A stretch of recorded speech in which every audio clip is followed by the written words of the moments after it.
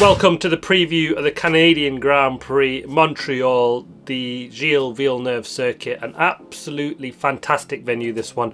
We always get brilliant racing, another street circuit but completely different to Monaco, and we will get some overtaking here, that is guaranteed. 70 laps this circuit, 4.3 kilometres, 2 DRS zones down into turn 8 and turn 13, the chicane at the end of that big long straight, where all the overtaking generally tends to happen.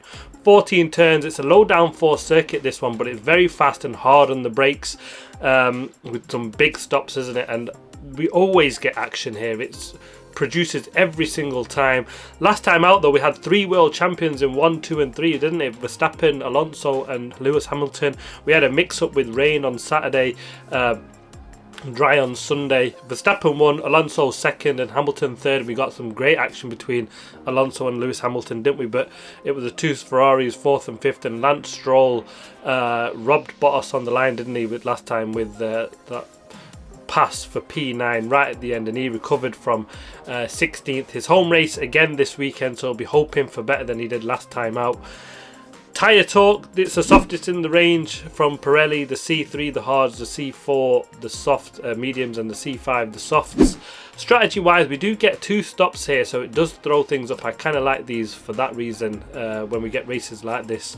The best and the fastest way is go and start on the mediums, then the hards, and then the mediums at the end.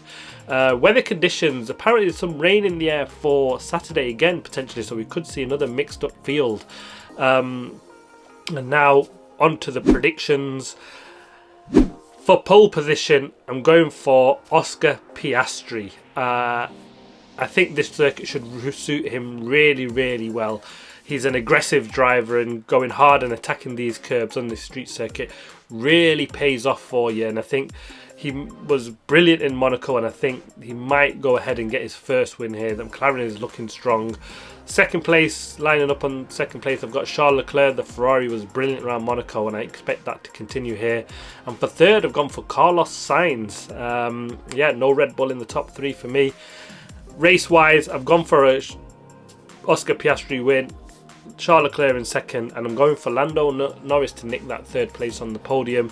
A good weekend overall for McLaren if they get first and third. I think this should really suit their car really, really well. I'm predicting a bad weekend for the Red Bulls. Again, they struggled in Monaco, and horribly so, didn't they? Nobody thought they'd be down in 6th at all. And this is, although it's a different circuit to Monaco, they still will struggle to ride the bumps. It's one of the setups where they need to sort of ride it slightly higher than they do in any other circuits, and that is a characteristic that doesn't suit the Red Bulls. But watch Max prove me wrong and go and stick it on pole. He's absolutely a genius, isn't he, Max Verstappen? Let's look at the championship though, Drivers' Championship first. Max Verstappen is leading the way, 169 points, but Charles Leclerc in second place, just 31 points behind him. And if Red Bull struggle again this weekend, and you know, Charles Leclerc could easily win it if I've got him down to come second, but he could win it and reduce the gap massively, and we're really on for a title battle then, aren't we? Lando Norris in third place, 25 points behind Charles Leclerc. It's a tight battle now between the Ferraris and McLarens, and if we see some weaknesses in the Red Bull, it could be 3-horse race for the front, isn't it? Fourth place, Carlos Sainz. He's 6 points behind Lando Norris, so really close between them two. And then Sergio Perez, 1 point behind on 107 points. So the top 5 is really bunching up, which is great for the championship, and especially when we've seen early on in the season we thought Red Bull are going to run away with it. It's turned out to be anything but, hasn't it, so far?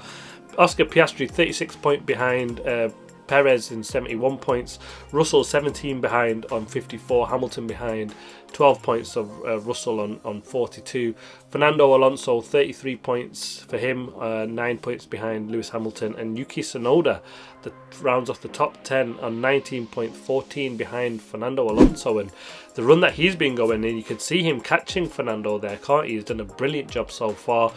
Let's look at the constructors now, and it's massively tight up the front there. Red Bull 276 points and the Ferrari is just 24 points behind, so the consistency of both them Ferrari guys is really proving well in the championship, and that adds extra pressure on Sergio Perez to really come and perform here this weekend.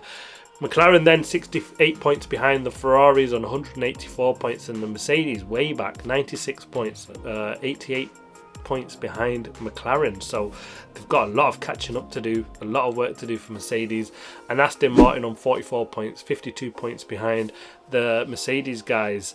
Yeah, we've had some big news, haven't we, with Ocon. They've decided that they're going to let him go at the end of the season. They did say in Monaco that they're going to make a big decision. The rumours were that he was going to get dropped for this weekend. He will be racing, but he's getting dropped at the end of the season. More on that in paddock talk, so watch out for that. But there we go. We're all ready for action, Canada. It's a fantastic venue, this one. I absolutely love the circuit. We always get a shocker and a throwback, or just some surprise results here at Canada, don't we?